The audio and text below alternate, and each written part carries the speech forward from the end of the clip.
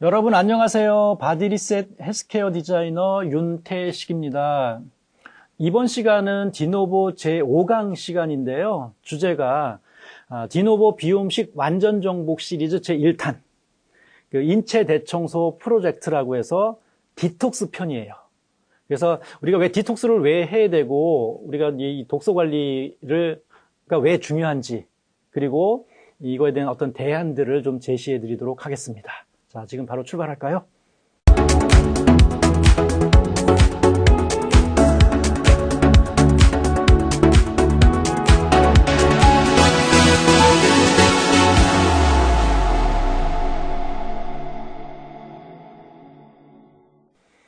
디톡스와 건강, 인체 대청소 프로젝트. 우리 이제 비움식을 이제 클린식이라고도 할 수가 있어요. 우리 이제 인체 대청소를 아주 수월하게 진행시켜 줄 수 있는 그런 효소식이라고 볼 수가 있는데요. 자, 지금은 우리에게 그 독소 관리 습관이 필요한 때다라고 이제 말씀드릴 수 있을 것 같아요. 왜냐하면 우리 주변에는 너무나 많은 독소가 둘러싸여져 있어요.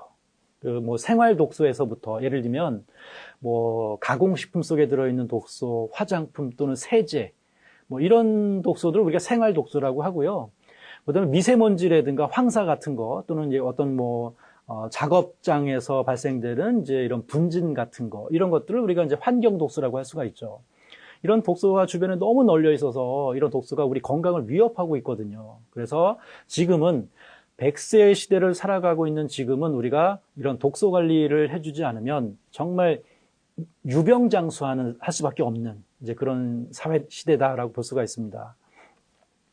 그래서 우리는 모두 요즘 현대를 살아가고 있는 모든 사람들은 저는 도관에 든 사람들이다라고 말씀드리고자 합니다. 왜냐하면 다양한 우리 몸 안과 밖에서 엄청나게 많은 독소가 발생이 되고 있고 또 유입이 되고 있어요. 그래서 첫 번째 외인성 독소라는 게 있어요. 그러니까 이건 뭐냐면 밖에서 생활 독소든 환경 독소든 밖에서 만들어진 독소가 우리 몸 안으로 들어오는 독소를 외인성 독소라고 그러는데 첫 번째가 경구 독소, 그러니까 입으로 들어오는 독소예요.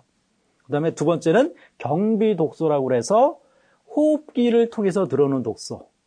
그다음에 이제 경피 독소도 있는데요. 경피 독소는 뭐냐면 피부를 통해서 들어오는 독소들이 있어요. 여기서 보면 차이가 뭐냐면 입으로 들어오는 독소는 소화 과정을 통해서 간을 경유해서 우리 온몸으로 이제 퍼지고요. 그다음에 이제 경비 독소, 호흡기로 들어오는 독소하고 피부로 들어오는 독소는 간을 통해서 해독 과정을 거치지 않고 바로 혈관으로 들어와요. 혈관으로 들어와서 바로 온몸에 퍼지기 때문에 서로 더 이제 문제가 많다라고 볼 수가 있죠. 이렇게 세 가지 크게 외인성 독소가 있고요.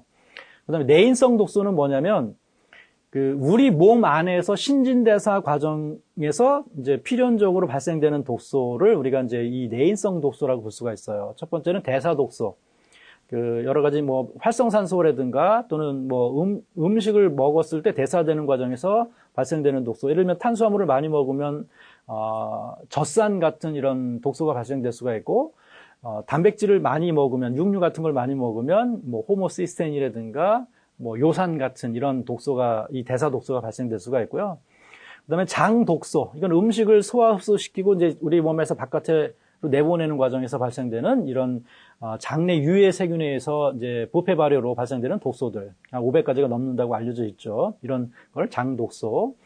그다음에 세균 독소라는 것도 있어요. 이게 이제 우리 체내에 기생하는 여러 세균들이 이제 만들어내는 분비하는 독소를 우리가 세균 독소라고 볼 수가 있어요. 그러니까 이렇게 봤을 때 밖에서도 들어오고 안에서도 이렇게 발생되다 보니까 우리 요즘 사람들은 도관에 든 사람들이다라고 이제 말씀드릴 수가 있다라고 하는 거죠.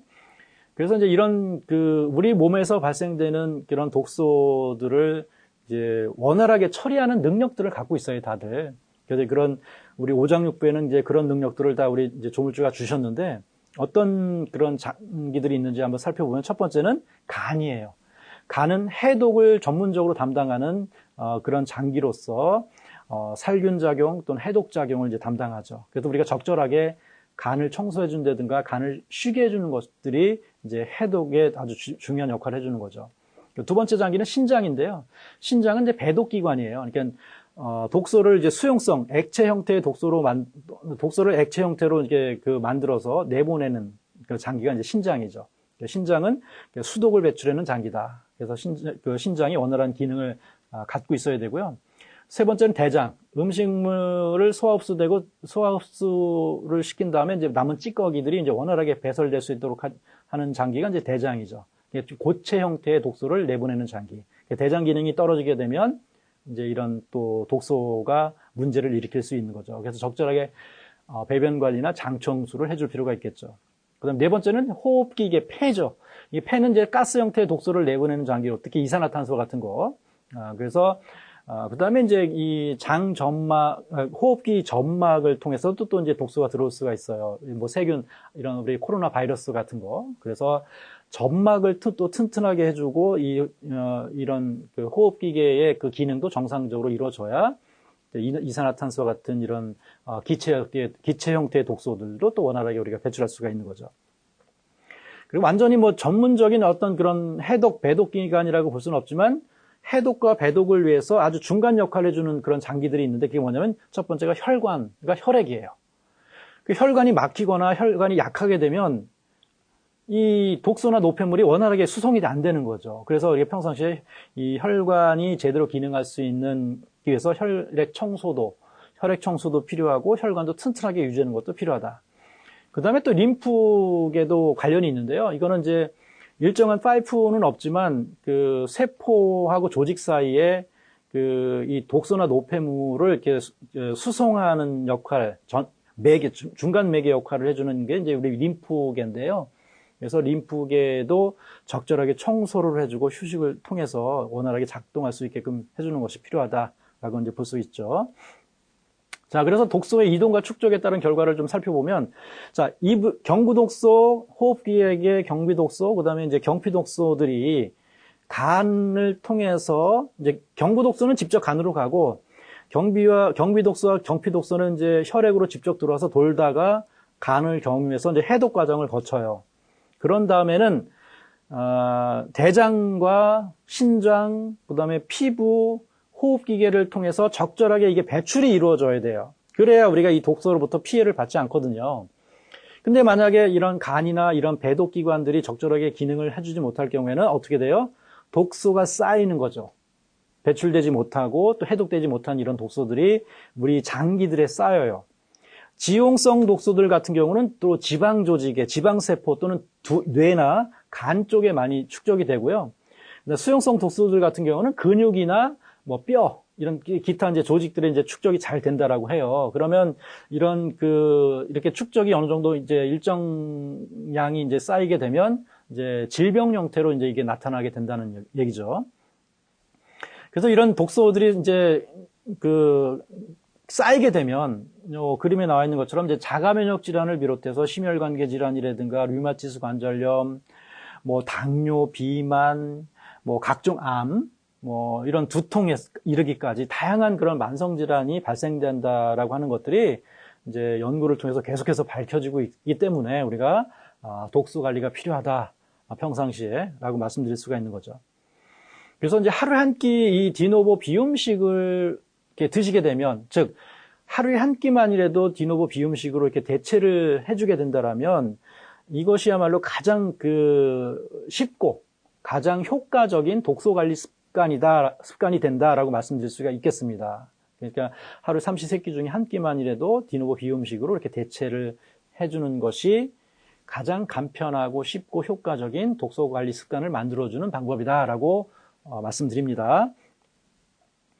자, 이렇게 디노보 비움식을 하루에 한 끼씩 바꿔줬을 때, 대체식으로 했을 때, 독소 관리 습관을 만들어준다라고 하는 이제 이유는 이 비움식에 들어가 있는 이 디톡스 기능을 위한 원재료들이 이제 배합되어 있기 때문에 그래요. 첫 번째가 탄수화물류. 탄수화물은 체지방, 지용성 독소들이 이렇게 연소가 될 때 불쏘시개 역할을 해줘요. 그 다음에 이제 MCT 오일 같은 경우는 이제 디톡스 작업을 할 때 에너지원을 제공해주는 역할을 해주고, 단백질류는 이제 근육을 보호해주거나 면역력이 일정하게 유지가 되는데 또 기여를 해주고요. 비타민, 미네랄 21가지는 신진대사를 촉진해주고 디톡스와 같은 이런 뭐 분해 배출을 해주는 어떤 분해 배출을 할 때 이 보조 기술자로 투입이 돼서 이제 그런 분해 배출과 같은 신진대사를 촉진시켜주는 데 이제 도움이 되고요. 뭐 식이섬유나 아마씨 같은 경우는 이제 장 청소 같은 데 동원이 돼서 이제 이런 해독 과정, 배독 과정을 좀 진행해 주고요. 또 복합 활성 요소가 또 다양하게 많이 들어가 있는데요. 이런 복합 활성 요소는 이제 독소나 노폐물, 염증 뭐 이런 것들을 이제 다양한 이런 독소 노폐물들을 직접 분해해서 배출해 주는 이제 그런 역할들을 해 주고 뭐 TF343과 같은 이런 원료들은 이제 중금속이나 환경호르몬, 주로 환경 독소 같은 것들을 이제 원활하게 배출하는 데 도움을 주는 이제 특허받은 원료가 되겠고요. 그 외에 이제 뭐 옥수수 수염 추출물 같은 경우는 이제 수독이라고 하죠. 이게 신장을 통해서 배출하는 이런 수독 배출을 또 원활하게 해주는 데 도움을 주는 원료가 되겠습니다. 이런 다양한 원재료들이 같이 작용을 해서 우리 인체에 만나서 작용을 해서 우리 몸속에 해독이나 배독 이런 독소 관리를 원활하게 해줄 수 있도록 이게 역할을 해주는 그런 원재료들이다라고 말씀드릴 수 있겠습니다. 그래서 이런 디노보 비음식을 이제 하루 한 끼만이라도 이렇게 바꿔주게 되면 평상시에 독소 관리를 원활하게 해주는 방법이 되겠다라는 말씀을 드리고요.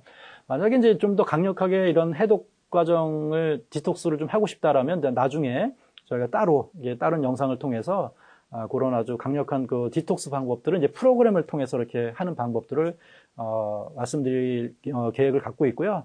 오늘은 이렇게 그 인체 대청소 프로젝트로서 디톡스를 이렇게 간편하게 할 수 있는 방법들을 이렇게 좀 말씀드렸습니다. 그래서 이번 영상은 여기서 마치도록 하겠습니다. 감사합니다.